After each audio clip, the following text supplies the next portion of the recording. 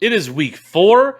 That means it's time to talk about some wide receiver rankings. It's kind of been the best position so far in fantasy football right now because running backs has been absolutely doo doo. So let's go ahead and get right into it, shall we?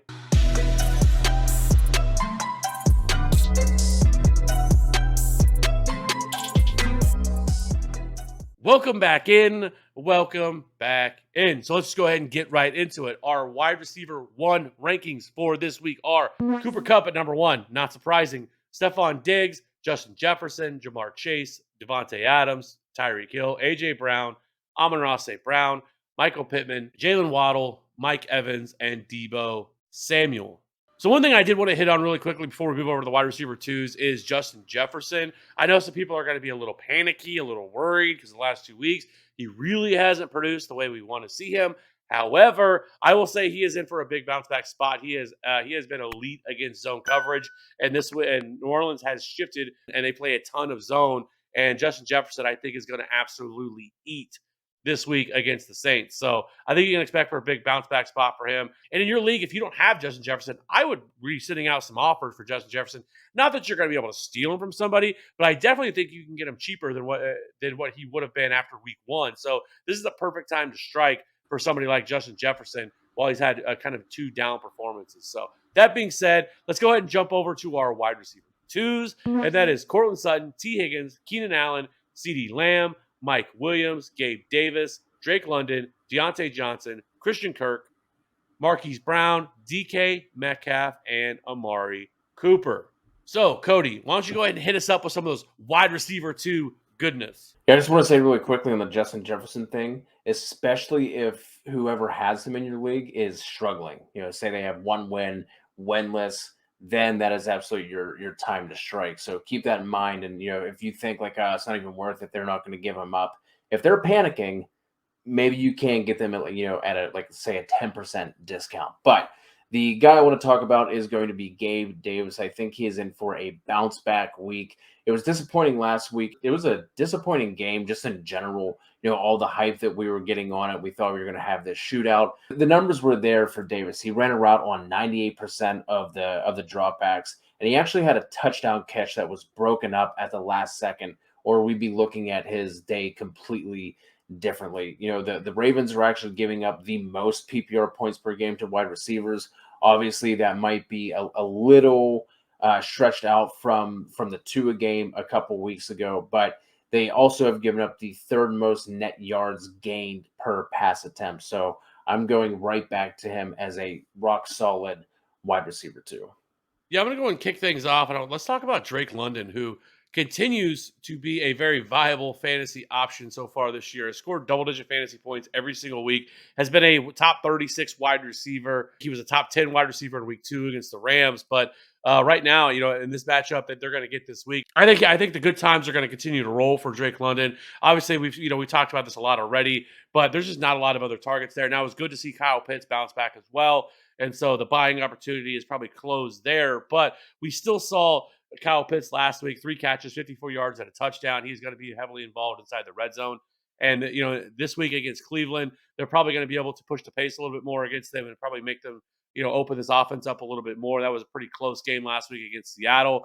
And so I think they're going to be looking to throw the ball a little bit more for Drake London. So as of right now, for me, Drake London is kind of a borderline wide receiver 2 every single week, depending unless it's just a terrible matchup for them. So I absolutely love Drake London. We've really seen a lot of the rookie wide receivers so far this year really have a good start. So things you love to see. And then I want to talk about Deontay Johnson, who I feel like people just hate Deontay Johnson. And one, I get it. He plays for Pittsburgh. Pittsburgh's offense has been terrible, right? But the thing that we love to see so far with Deontay Johnson is the targets have been there, just like they were last year. There was some concern that they weren't going to be able to support him like they were before, but he's seen double digit targets every single week so far this season. He has a ridiculous 32% target share in this offense, which is 5th most among all wide receivers. He is at 99% route participation, which is 11th most among all wide receivers. Now, while he's only averaging 14.2 fantasy points per game, he actually has a 17.3 expected fantasy points per game.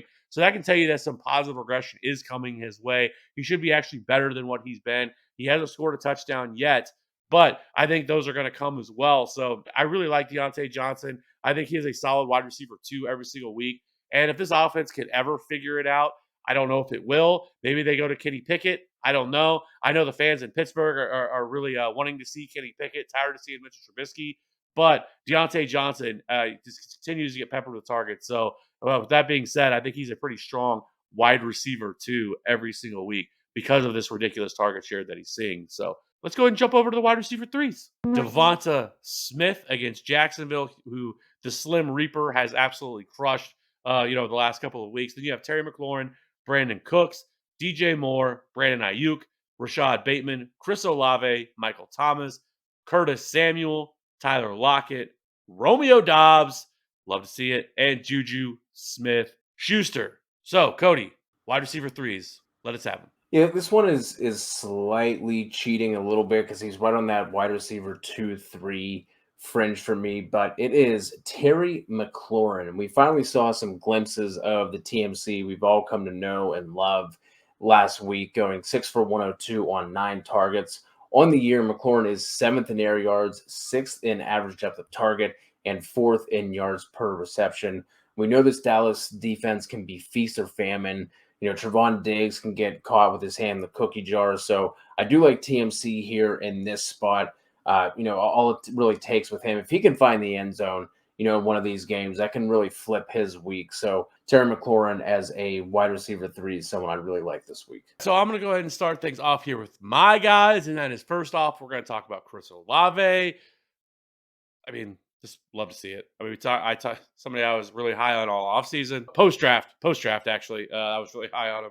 But so far this year, he is averaging 14.6 fantasy points per game. They get to play Minnesota. We've talked about this game a ton so far in all our shows. And I think that Chris Olave can absolutely torch this Minnesota Vikings secondary. He has seen 26 targets over the past 2 weeks.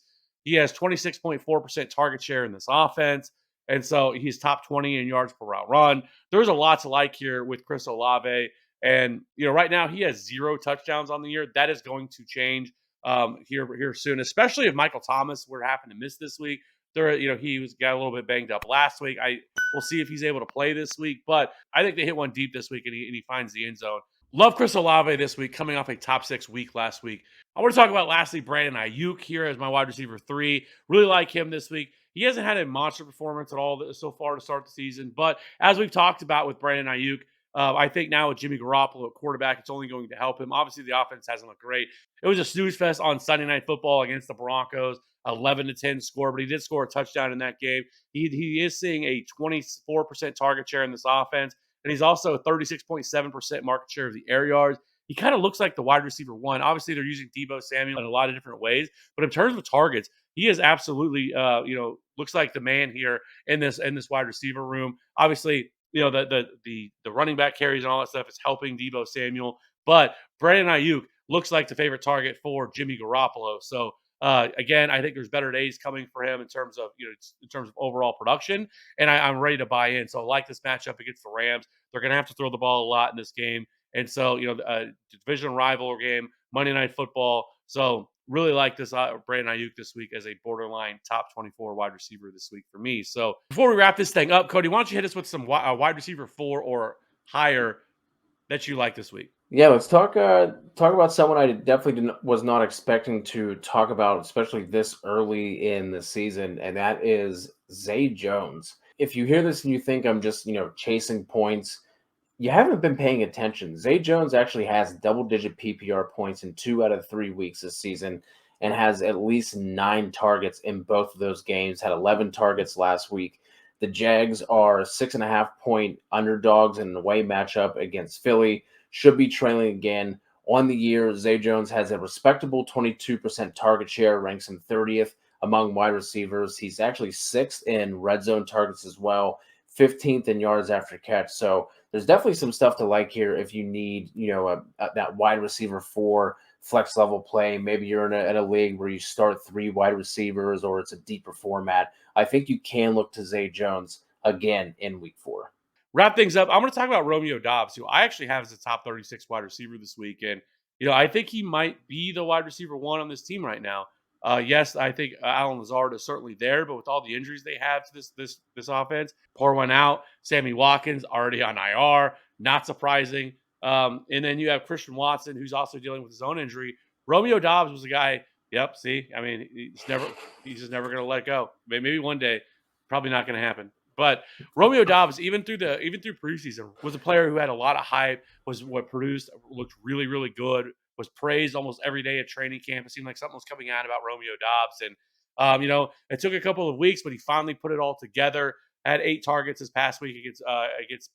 He had 8 targets against the Buccaneers, 8 catches, 73 yards, and a touchdown for 21.3 PPR points. He's going to be one of the highest added waiver options this week as well. And this is a matchup against the Patriots that in years past you would have had concerns with, but I am not concerned with this Patriots defense. They are not the defense that they used to be, and so I really like this. I really like Romeo Dobbs this week. I think he's a wide receiver 3 this week that you can count on. And so if you got him, congratulations, because I think rest of season he really could be that guy. Could end up being somebody that we're elevated to like a maybe even a mid-level wide receiver 2 by the end of the year. So really like Romeo Dobbs. That being said, appreciate everybody checking out the video.